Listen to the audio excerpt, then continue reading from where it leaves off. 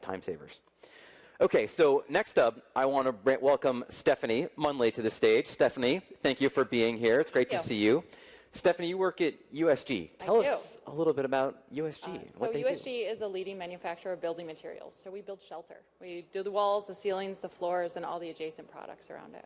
Great. And I was talking to Stephanie last night. I'm doing a little remodeling project, and I was like, how do I see if I'm using your product on my sheetrock or my sheet walls? Look at the end tapes. So I'm excited to go check that out when I get home.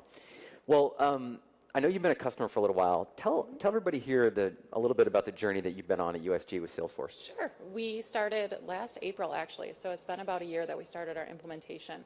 And we are really starting with that core foundational CRM piece, account and contact management, reporting, dashboards, opportunity management. And what we found in our business, we're a little different than the standard sales users. Our leads are not people, they're actually jobs or projects. So the new building, the new hotel, the new hospital. And so the out-of-the-box Salesforce just really didn't work for us for opportunity management.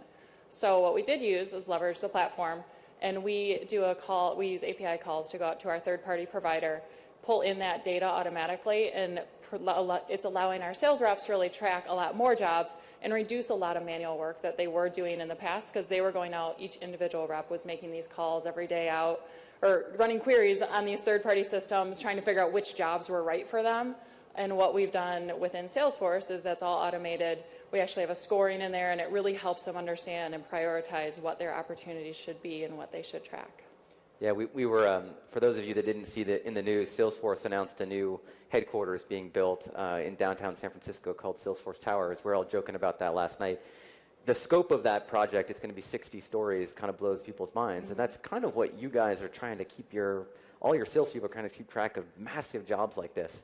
So tell us, like, what are some of the things that they're looking at inside the application? So there's, you called it the job tracking app, and so they're tracking all kinds of different people that are so it's different parts of the process. So we look at a job even before it's being built, before it hits the ground. There's so many steps that come before that. So our sales teams work with the architects and the owners, and so we have a group that works all the way through the process. So our architects are the first ones that hear about our architectural reps, and so they're going out trying to solicit and try to get us into the specs. So we use it there, and then as it progresses through the life cycle of the project, we go on to the dealers and the contractors, and so we have influencers, and then we finally get to the purchasing. And so now with Salesforce, we're able to pull all of those together, and through Chatter and other things on that account record or on that opportunity record, we see all the activity that's happened on the life cycle of that project, which really, in a lot of buildings, it's 2 or 3 years. And so having that history and that data has made the whole sales process that much better. And before Salesforce, that data was where? A lot of spreadsheets, and in a lot of people's heads. It's amazing how many spreadsheets are still running around out there. Yeah. So that's one amazing app that you've built, and it's really kind of taking the best of Salesforce and expanding it to meet your business needs. What other types of projects are you guys working on? Well, one thing that we are leveraging Salesforce for is when we started this project, we knew we had to do something different. We traditionally have done a more waterfall method. So that was, we go spend 6 months doing requirements. We spend, a year doing the build, and then it really isn't what the customer wants at the end of that. So we decided we needed to do it a lot faster, and we had to include the sales team from the start. So the only way they were going to adopt it is if we truly engaged them and brought them in.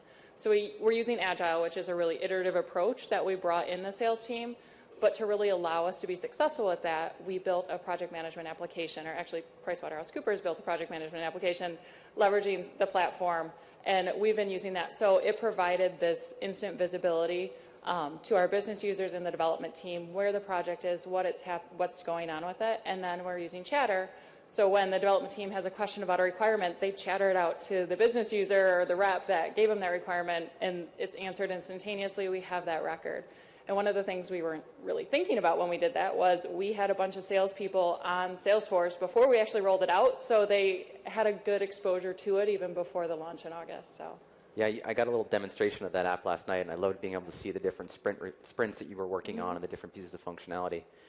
One of the things that some people may have noticed as they were looking at the slide previously was you've got sales and marketing. You're in IT, but you have sales and marketing in your title. Yes. I think, as we think about leading the next generation of IT, it's an interesting shift that's happening. Maybe give us some background as to Sure. how that played out. So about a year and a half ago, we realigned our IT organization, and especially within applications, we're more focused on the business functions. So we used to be more focused on these are Oracle people, or these are Java people, or .NET people. And now we say it's sales and marketing, and there's finance and HR.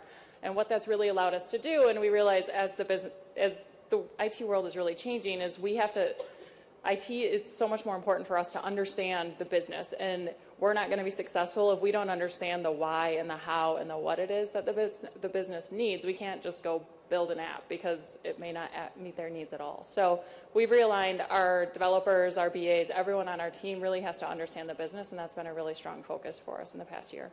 Great. So what's next? What are you guys thinking about doing next? Well, we're rolling out to Canada, our Canada arm, and the rest of the U.S.